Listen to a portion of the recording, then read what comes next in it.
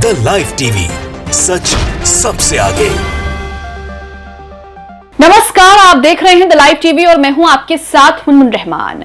समय समय पर बीजेपी के जो नेता हैं वो हेट स्पीच देते आए हैं और उसको लेकर लगातार उन पर मामले जो हैं वो भी दर्ज हैं। अब बीजेपी नेता अनुराग ठाकुर की हेट स्पीच जैसे ही मामले को लेकर मुश्किलें जो हैं वो बढ़ने वाली हैं, क्योंकि सुप्रीम कोर्ट ने यहां पर मोर्चा जो है वो संभाल लिया है।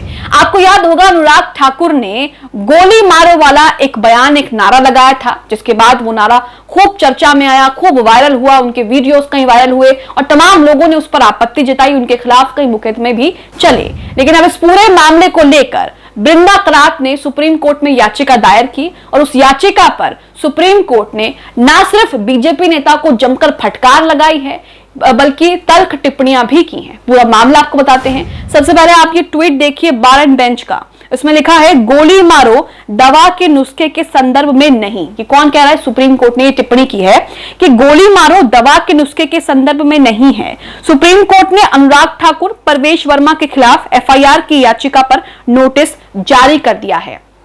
यानी कि परवेश वर्मा और अनुराग ठाकुर अक्सर हेट स्पीच के लिए जाने जाते हैं। अनुराग ठाकुर ने एक ऐसा ही मामला, एक ऐसा ही हेट स्पीच दी थी। उन्होंने किस तरीके से, आपको याद होगा कि नारा लगाया था, गोली मारो, इस तरह का नारा उन्होंने लगाया था, जिसके बाद खूब उनका नारा ये वायरल हुआ और तमाम लोगों ने इस पर आपत्ति जताई। अब इसको लेकर उनकी मुश्किलें जो हैं वो बढ़ने वाली हैं, क्योंकि उन पर एफआईआर को लेकर जो याचिका दायर की गई थी उस पर नोटिस जो है वो जारी कर दिया है। इसी के साथ सुप्रीम कोर्ट ने यह भी कहा है कि आपने जो नारा दिया था गोली मारो, ये किसी दवा के संदर्भ में तो है नहीं।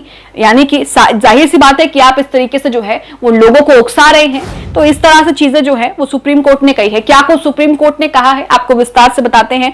सबसे पहले तो आप बार एंड बेंच की खबर देखिए, उस खबर में क्या लिखा है। उसके बाद आपको एबीपी की खबर भी दिखाएंगे कि उस रिपोर्ट में क्या कुछ लिखा है।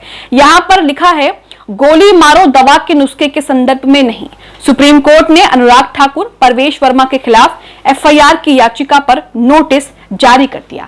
सुप्रीम कोर्ट ने सोमवार को भाजपा नेताओं अनुराग ठाकुर और परवेश वर्मा के खिलाफ कथित घृणास्पद भाषण के लिए एफआईआर दर्ज करने की मांग वाली याचिका पर दिल्ली सरकार और दिल्ली के पुलिस आयुक्त से जवाब मांगा है। यानी कि इस पूरी याचिका पर दिल्ली सरकार से जवाब मांगा गया है और इसी के साथ दिल्ली पुलिस के आयुक्त से भी जवाब मांगा गया है। जस्टिस केएम जोसेफ और जस्टिस बीवी नागरत्ना की खंडपीठ ने मौखिक रूप से कहा कि आपराधिक प्रक्रिया संहिता सीआरपीसी की धारा 196 के तहत दी गई मंजूरी के तहत अदालतों को तर्क सही नहीं हो सकता। इसी के साथ सुप्रीम कोर्ट ने कुछ तल्ख टिप्पणियां भी यहां पर की है। सुप्रीम कोर्ट ने जमकर फटकार भी लगाई है। उन्होंने कहा है कि आपने जो ये गोली मारो वाला नारा जो भी लगाया था, ये किसी दवा के संदर्भ में तो है नहीं। ये किसी दवा का रूप, मतलब दवा के लिए तो ये आपने कही नहीं है, ये कोई दवा तो है नहीं जो आपने नारा यहां पर लगाया। जाहिर सी बात है, उन्होंने जिस मंशा से वो नारा लगाया वो सभी जानते हैं और जिस तरीके से उन्होंने, जिस लहजे में उन्होंने कहा वो भी आप सभी जानते हैं। इसी के साथ एबीपी में इस खबर को लेकर क्या कुछ लिखा है वो आपको बता देते हैं। इसी के साथ सुप्रीम कोर्ट ने भी कुछ तल्ख टिप्पणियां की हैं अनुराग ठाकुर के इस बयान को लेकर, वो भी आपको बताते हैं। खबर देखिए, यहां पर लिखा है कि अनुराग ठाकुर और प्रवेश वर्मा के खिलाफ एफआईआर की मांग पर एससी ने दिल्ली पुलिस को जारी कर दिया नोटिस। विवादित बयान मामले में मांगा गया जवाब। आपको बता दें कि उस वक्त शाहीन बाग में प्रदर्शन चल रहा था सीए को लेकर। तमाम मुस्लिम महिलाएं जो हैं वो सड़कों पर बैठकर ये कह रही थी कि सीए जो है वो रद्द होना चाहिए और शाहीन बाग को दुनिया भर से समर्थन मिला, खूब उनकी सराहना हुई और इसको लेकर बीजेपी नेताओं की बयानबाजी भी सामने आई। खुद अमित शाह ने इस तरह का बयान दिया था चुनावों में। उस वक्त दिल्ली में चुनाव थे और यह बयान दिया था अमित शाह ने कि बटन जो है यहां दबेगा और करंट जो है वो शाहीन बाग में लगेगा। तो ये सब जो है वो बयानबाजियां सामने आई थी और इसी के संदर्भ में अनुराग ठाकुर ने भी एक बयान दिया था गोली मारो वाला, जिसको लेकर उनकी मुश्किलें अब बढ़ने वाली हैं। खबर देखिए, एबीपी की लिखा है, बीजेपी सांसद अनुराग ठाकुर और प्रवेश वर्मा पर एफआईआर दर्ज करने की मांग पर सुप्रीम कोर्ट ने नोटिस जारी कर दिया है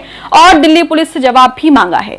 सीपीएम नेता बृंदा करात की याचिका में 2020 में सीए विरोधी आंदोलन के खिलाफ दोनों सांसदों के भड़काऊ बयानों का हवाला दिया गया है।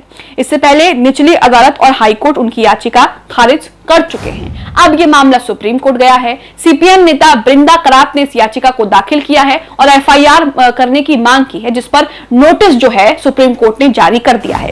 आगे लिखा है, जस्टिस जोसेफ ने अनुराग ठाकुर की गोली मारो वाली टिप्पणी पर भी ध्यान दिया है। सुप्रीम कोर्ट ने कहा कि मेरा मानना है कि गद्दार का मतलब देशद्रोही होता है। यहां पर गोली मारो दवाई से संबंधित निश्चित रूप से नहीं था, यानी कि वो तंज कस रहे हैं, टिप्पणी कर रहे हैं कि आपने जो ये बयान दिया गोली मारो, ये किसी दवाई से संबंधित निश्चित तो नहीं है। ये तो साफ है कि ये दवाई से संबंधित नहीं है।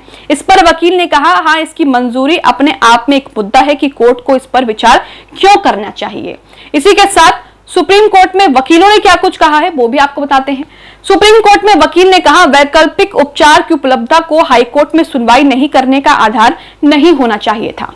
कृपया देखें कि क्या कहा गया था। यह बात शाहीन बाग में धरने के संदर्भ में एक रैली में कही गई थी। गद्दार का जिक्र वहां के प्रदर्शनकारियों के लिए था। वकील ने आगे कहा, प्रोटेस्ट ग्रुप धर्मनिरपेक्ष हो सकता है लेकिन संबंधित मुद्दा धार्मिक था। कृपया देखें कि क्या कहा गया था। तो यहां पर वकील कह रहे हैं कि जो कुछ उन्होंने गद्दार का जिक्र जो है वो वहां के प्रदर्शनकारियों के लिए किया था, लेकिन सवाल तो यह है कि जो वहां पर प्रदर्शन कर रहे थे वो लोग कौन थे। वो लोग भारत के ही निवासी थे, मुस्लिम महिलाएं थी, बुजुर्ग थी, यहां तक कि सिर्फ मुस्लिम बल्कि कई धर्मों के लोग जो है वहां पर एकजुट होकर बैठे थे और सीए रद्द करने की मांग की थी। लेकिन उसके बावजूद भी बीजेपी नेताओं ने इस तरह की टिप्पणी की और उस प्रदर्शन को बदनाम करने की खूब कोशिशें की गई। इसी के साथ याचिकाकर्ता की ओर से सीनियर एडवोकेट सिद्धार्थ अग्रवाल ने भाषणों के जरिए कोर्ट का रुख किया था। अग्रवाल ने कहा, यह लोगों को सबसे जघन्य प्रकार की हिंसा में शामिल होने का आह्वान कर रहा था। इस पर सुप्रीम कोर्ट ने कहा, देखते हैं, अगर संज्ञेय अपराध बनता है तो पुलिस प्राथमिकी दर्ज करने के लिए बाध्य होती है। अगर वो ऐसा कर रहे हैं तो उन्हें 7 दिनों में प्रारंभिक जांच पूरी करनी होगी। तो याचिकाकर्ता के वकील ने कहा कि ये जो नारा उन्होंने लगाया था ये कई लोगों को हिंसा के लिए प्रोवोक करती है, यानी कि हिंसा के लिए उकसाने का जो है इनका बयान है कि वो कह रहे थे कि गोली मारो, देश के गद्दारों को गोली मारो, इस तरह की चीजें जो है वो कह रहे थे, इस तरह का बयान दे रहे थे। अब वो गद्दार किसे कह रहे थे ये बताने की जरूरत नहीं है। शाहीन बाग को निशाना बना रहे थे। शाहीन बाग में जो लोग बैठे थे, मुस्लिम समुदाय के लोग जो प्रदर्शन कर रहे थे, उनको निशाना बना रहे थे और कह रहे थे कि गद्दारों को गोली मारो, इस तरह की चीजें, इस तरह के बयान उन्होंने दिए, जिसके बाद अब उनकी मुश्किलें जो है वो बढ़ गई हैं। आपको बता दें कि जब शाहीन बाग का प्रदर्शन हुआ तब उसे बदनाम करने की कई कोशिशें की गई, उसका नाम खराब करने की कई तरह की कोशिशें की गई। बीजेपी नेताओं की बात करें तो बीजेपी नेताओं ने अपनी तरफ से कई तरह की बयानबाजी की। प्रवेश वर्मा, उनकी भी बयानबाजी सभी को पता है कि किस तरीके से क्या वो चीजें करते हैं और अक्सर वो मुसलमानों के बहिष्कार की बातें करते हैं। इसी के साथ कपिल मिश्रा की अगर आप यहां पर बात कर लीजिए तो कपिल मिश्रा की भी बयान जो है वो बढ़ चढ़कर सुर्खियों में है। कपिल मिश्रा भी अक्सर मुस्लिम विरोधी बयान ही देते आए हैं और मुसलमान विरोधी बातें करते आए हैं। आपको बता दें कि कपिल मिश्रा और प्रवेश वर्मा जैसे बीजेपी नेता जो हैं वो सरेआम बढ़ चढ़कर खुलेआम मुसलमान समुदाय का बहिष्कार करने की बात करते हैं। यहां तक कि उन्होंने दिल्ली में प्रोग्राम भी किए जिसमें उन्होंने कहा कि मुसलमानों का बहिष्कार करना चाहिए, ना ही उनसे कुछ खरीदना चाहिए, ना ही उनसे कुछ लेना चाहिए। इस तरह की चीजें जो है वो सोशल मीडिया पर आपको देखने को मिल जाएगी। इनकी बयानबाजियां, इनकी नफरती जो हेट स्पीच है वो भी आपको देखने को मिल जाएगी। और अब इस पूरे मामले को लेकर अनुराग ठाकुर और बीजेपी के नेता प्रवेश वर्मा के खिलाफ जिस तरीके से चीजें सामने आ रही हैं उसको लेकर यह कहा जा रहा है कि उनकी मुश्किलें जो हैं वो बढ़ सकती हैं। आप इस पूरे मामले को लेकर क्या कुछ सोचते हैं? जिस तरीके का बयान अनुराग ठाकुर ने उस वक्त दिया था और अब उसको लेकर सुप्रीम कोर्ट में याचिकाकर्ता की तरफ से जो कुछ कहा गया, सुप्रीम कोर्ट ने जिस तरह की टीका टिप्पणी की, उसको लेकर क्या सोचते हैं? हमें कमेंट बॉक्स में कमेंट करके जरूर बताएं। द लाइव टीवी, सच सबसे आगे।